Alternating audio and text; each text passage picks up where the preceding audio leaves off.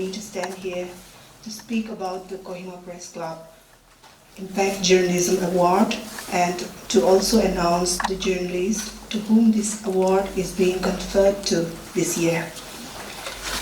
As we all are aware that this year is special to the Kohima Press Club, as all the events in the current year are being held as part of the year-long observation of our 25th anniversary, which will ultimately culminate on the 20th January next year.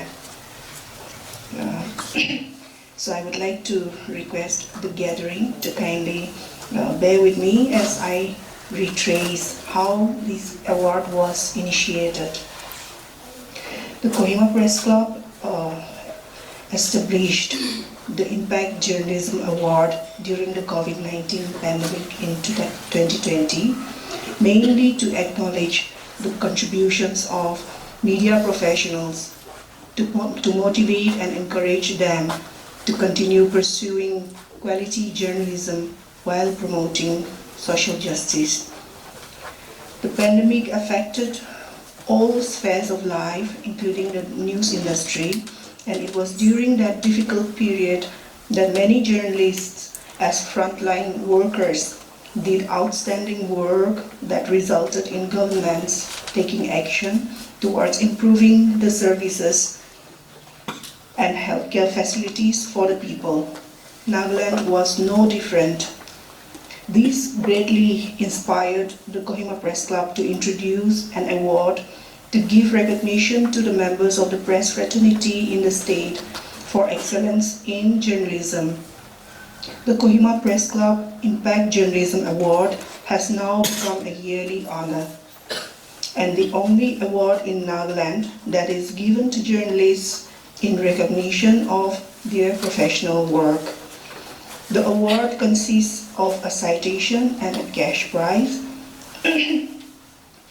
The process of selecting recipients runs for the preceding year, wherein the work of the nominees are scrutinized on the basis of the significance of news stories, the skill, efforts, and originality of the journalists, and the impact of the news stories, among other standards.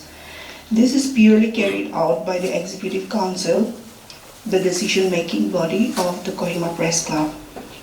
Before I go into the announcement of this year's recipient, allow me to read out the roll of honor since the award's year of inception.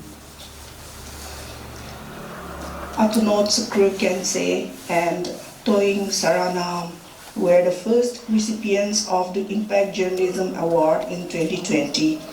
Their powerful and probing reportage during the pandemic resulted in action and redressal from the concerned authorities, particularly in the health sector. 2021, Imkong Waling, in recognition of his outstanding series of work highlighting the problems and potentials of the power sector in Nagaland. 2022, Visharita Krocha, in appreciation of her exceptional contribution towards rural journalism. 2023, Dr. Mualim Bajamir, in recognition of his in-depth work with regard to the digital competence of government departments in Nagaland, which prompted many departments to leverage their IT performances in the public domain. 2024, Inti Longchar, in recognition of his work which underscored the life and struggles of the communities living close to the Indo-Myanmar international border, particularly in the eastern district of Noklak. This year, the Kohima Press Club is pleased to announce that the Impact Journalism Award 2025 is being conferred to Raivoler Hako of Eastern Mirror.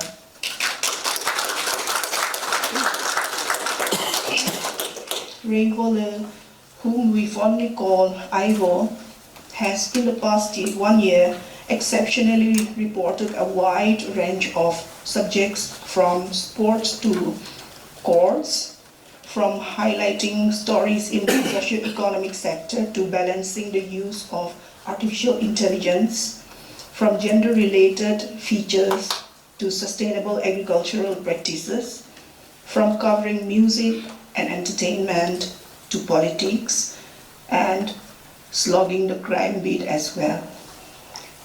She is quiet, friendly, compassionate, and humble as a person, but professionally, she is known to be a strict stickler for accuracy, persistence, and objectivity. Her work exemplifies that of Nagaland journalists in general. We don't have a specific beat, and we can't afford to specialize in a single topic or subject, mainly due to shortage of manpower. However, IVO's work in the past year, covering a multiple range of topics, going out of her way, traveling to remote areas to deliver comprehensive, objective, and accurate, first-hand gathered information and reports, has stood out as the best of us. I would now like to call upon Rayvolder Hako to come forward and receive the Kohima Press Club Impact Journalism Award 2025.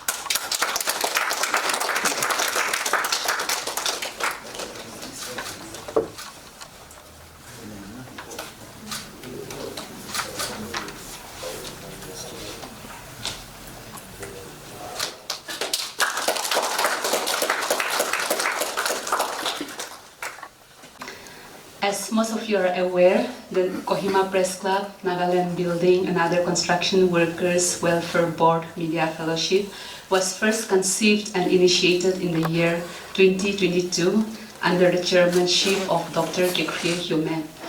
I would say this particular year marked the beginning of a journey that would unfold many remarkable stories in the construction industry. Since its inception, the board has continued the legacy of this one-of-a-kind media initiative, which is also the only running media fellowship in the state. And I want to place on record our gratitude to the CEO of NBOC WWB, T. Jubayanger, although he could not join us this afternoon, for taking personal interest to ensure that we keep the media fellowship running. With the completion of 4 rounds of the Media Fellowship this year, we've had several incredible stories emerging out of the fellowship. The stories of the fellows have engaged us and also educated us on many levels. There were stories that even pleasantly surprised us, because if you come to think of it, how interesting can the story surrounding construction sector be? But our fellows have once again proved the profound impact of storytelling and that they are powerful mediums in educating and shaping minds in the society. Till date, we have had 14 media fellows under the KPC and BOC-WWB Media Fellowship from different districts across the state, including Kohima, Dimapur, Mokchun, and Noklak. In these 4 years, altogether, our fellows have produced 58 extraordinary stories, including visual and photo stories. Every year, we give out the completion certificates on National Press Day, and I would also like to extend my heartiest congratulations to the 3 fellows, Chizoko Vero from Kohima, Shong Mobi from Noklak, and Yarden Jamir from Mokchun of KPC and BOC WWB Media Fellowship 2025, who have successfully completed their fellowship. We hope that you will continue in your endeavor to highlight unexplored stories in your pursuit of journalism. Also, on behalf of the Kohima Press Club, I would also like to extend my sincere thanks to the Nagaland Building and Other Construction Workers Welfare Board, who is represented today by the Deputy CEO, Engineer Vigeyeto Naki. We thank you for providing our journalists with the resources and support to produce high quality, in-depth work on the construction industry, and look forward to your continued association in the days to come. Thank you. Good afternoon. At the outset, I would like to offer my deepest appreciation to the Kohima Press Club and Nagaland Building and other construction workers welfare board for giving me an opportunity to do in-depth story on construction industry through this media fellowship program 2025. This media fellowship program helped me in getting understand better the activities and challenge of the construction industry in Nagaland. One area of concern is Nagaland building by law, which is yet to be enforced in Nagaland, and we can see rental construction everywhere. I have not touched this area this time, but I hope that one of the fellow in the upcoming fellowship will pick up this topic and do the necessary things. Coming back to my observation during 2025 Media Fellowship Program, one common thing I came to know from the construction worker is that many had not taken formal training. Many entered into this job out of their personal interest and as a self-employment venture. Sadly, many were unaware of the various welfare schemes designed for construction workers by the government. Many do not even know the scheme about ISRAM, and they are also not aware of the existence of MBOCWB, which is a many scheme to the construction workers. Sadly, many were unaware of the various welfare scheme by the government. Many are yet to enroll with the Labor Department. Many are not even registered with health insurance scheme. Many are satisfied with the daily wage at rupees 700 to rupees 1,000. Through this platform, I would like to request the concerned department to accommodate all the deserving construction workers into the welfare-related scheme for the social security. Although I had completed the task of 2025 Media Fellowship Program, I take this a starting point of my responsibility to push the construction industry forward. For this, I wish to continue my association with the Labor Department in the area of creation of adequate awareness program on labor welfare scheme and other regulation for the construction workers. Lastly, I wish the Media Fellowship Program all success in the coming days. Thank you. A very good afternoon. My respect to President, Kohima Press Club, Elise Yosho, and the members of all the club, Deputy CEO, NBOC, WWB, Engineer Victor Naki, and everyone gathered here. It has been such an honor to be part of this fellowship, and I thank the Kohima Press Club and also the NBOC, WWB for giving me such opportunities to tell the stories of building construction and people who are involved in it. I think when we speak to someone who earns a daily wage by doing an everyday labor, earning rupee by rupee, it is not just about his story alone, but he represents the hundreds of workers like him all over the places. The story is also about how they also play a very important role in filling the gap of unemployment in Nagaland, and of course, dignity of labor. It's so interesting and also so enriching to know that the construction industry is growing into a bigger and wider aspect. The story of like Slate House in Bishil, or one of the stories of Yarden's story on in transition future of indigenous design in Nagaland, or the story of Jesus on the legacy of straw preserving the art of thatch construction in Nagaland. What I feel is The Nagas are gifted with indigenous knowledge and a very skillful craftsmanship, and to go with it, a very rich natural resources. My experience has been truly humbling and a growth to my knowledge. I also got to know how, with time, slowly the industry is transitioning and evolving, perhaps a modern inspired building or a blend of the past and the present.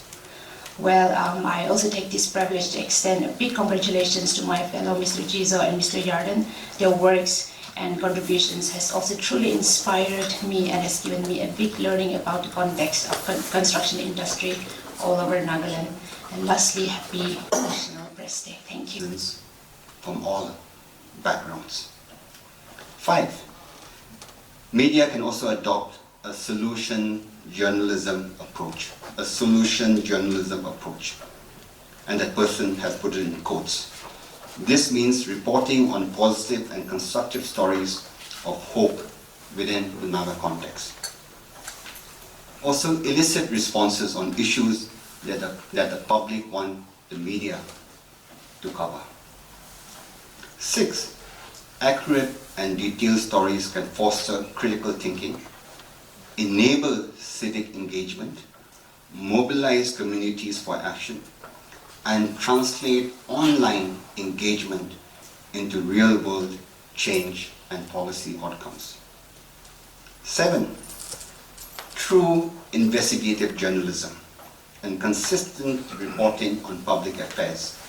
Media can be a watchdog, exposing corruption, scrutinizing policies, and holding public officials accountable. However, the media need to take immense care and effort to report accurate information based on facts and figures. This empowers citizens to hold their leaders and representatives to account and participate in democratic processes. 8.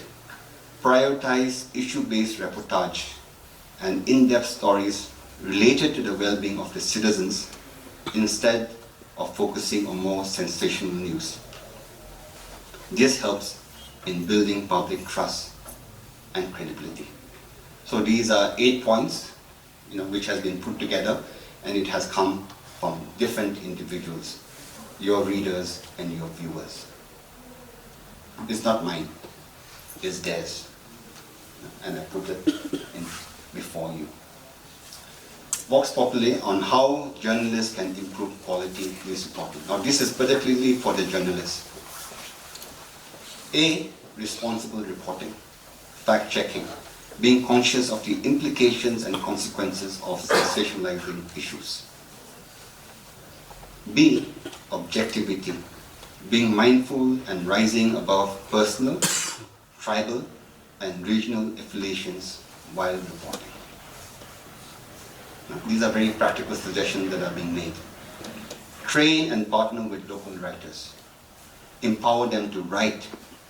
Journalists co-author with public individuals. They could be teachers, they could be lawyers, they could be church workers, they could be community leaders, so on and so forth. But it's about co-authoring. C. While reporting on events, go past the content issued in press releases and speeches. Provide overview and highlight key points that emerge. Also emphasize field engagement, diversify resources, and sharpen stories grounded on facts. Promote research-based reporting. It is not about what people want to hear, but how reportage increases people's understanding. Also, data literacy and the methods of collection, defining and maintaining ethical standards will produce journalism that is trustworthy, impactful, and one that will respond to the needs of the community. D. Among the 5 fundamentals of journalism, when, what, where, why, and how, something that all of you are aware. This respondent says, focus on the why. Focus on the why, since it is at the heart of a good story. A story that explains why it happened provides context and meaning and is the primary tool of accountability. By providing credible, evidence-based explanations, journalists demonstrate a commitment to truth, which in turn builds public trust.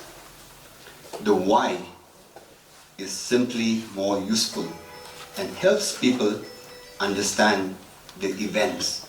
It helps people to understand the events and how it affects them, as it provides the context to move beyond what happened to explain why it matters.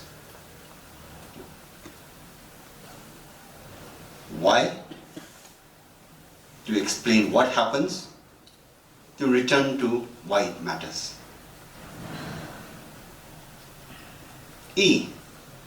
In Nagaland, news reporters on digital media have the tendency of giving a conclusion in their report, which often is judgmental, moralistic, is biased.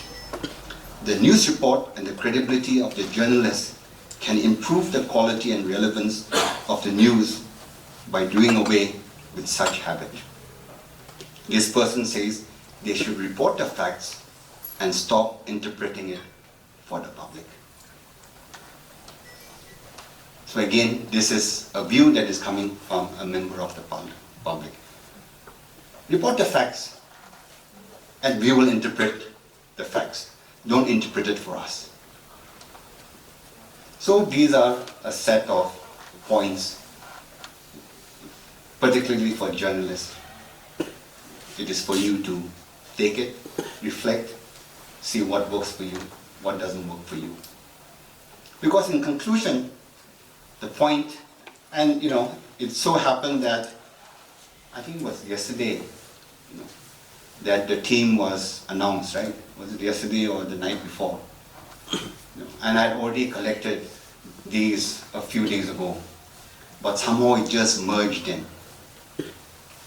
Because the Vox Populi somehow is resonating with the team. And so in conclusion, the 21st century should not be about who controls truth and decides what is real. The 21st century, we're already, the first quarter has passed. The remaining should not be about who controls truth and decides what is real. Hence, the media in Nagaland needs reimagining and redefining itself in these shifting times to become a credible and reliable entity with the responsibility to facilitate and even nurture critical thinking and consciousness through quality news. The emphasis on quality news. To enable this, the Naga media needs to relentlessly tell fact-based stories as a way of emancipating the truth. By telling fact-based stories is a way of emancipating the truth in the common interest and dignity of a shared humanity. So if as journalists, you are able to consistently focus on telling stories based on evidence, based on facts, by doing that, you are emancipating the truth. And the emancipated truth is in the common interest and dignity of a shared humanity. So thank you so much. That's by way of opening remarks. I was actually really honored to be awarded with this KPC Unified Journalism for the year 2025.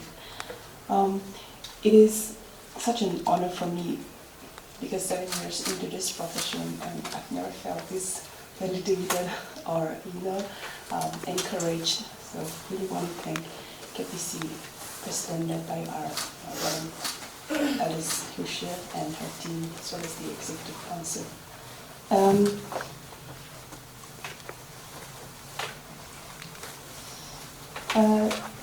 back in 2014, when I joined St. Aloysius College as a Mass Communication and Media Studies student, I was determined to become one of the journalists, not for any other reasons, but because I thought the journalist looks cool and respectable, which is far from what I imagined being into this field for some years now. If I may be blunt here, and earlier speakers have also mentioned, in Nagaland, our media houses are short-staffed and they cannot afford to hire many reporters, each for a specific beat. So when I joined Eastern Mirror in 2018, yes, a few of us, a handful of us reporters had to cover everything, every beat from, I can remember covering a fried chicken opening outlet, and then beauty salon, all those kind of events, and then from more serious topics like the crimes, the social and developmental issues, and all sorts of, I won't name it, it's the byline stories, all in a tight deadlines. So, but all these experience have led me here and be standing here in front of you all. Always talk about this topic as well, and we will conclude that it's actually way more interesting to cover every beat than just stick ourselves to one topic. And yeah, I'm really thankful to the Kohima Press Club. It has taught me so much. I mean, being able to cover all sorts of topics have taught me so much and greatly shaped my outlook on things happening around us and the people around us. So, yeah, most importantly for being here, able to stand in front of you all this afternoon. Yeah, I also want to take this time to thank my editor and colleagues for the support and guidance, for my families, for all the sacrifices that they have made in my absence. And to all my friends, all of you here, thank you for being there and taking care of me, and also to all those who have vehicles for transporting me back and forth from reporting. I will remember them always. And yeah, above all to Almighty God for this life and for this profession. They say we reporters are the legs and hands and ears and eyes of the public. And I do believe that what we do in this small part of the region called Nagaland, what our stories published may go unnoticed and even unnoticed most of the time. But it's important that we keep telling our stories to the people and get it out there, if not to the world, to ourselves.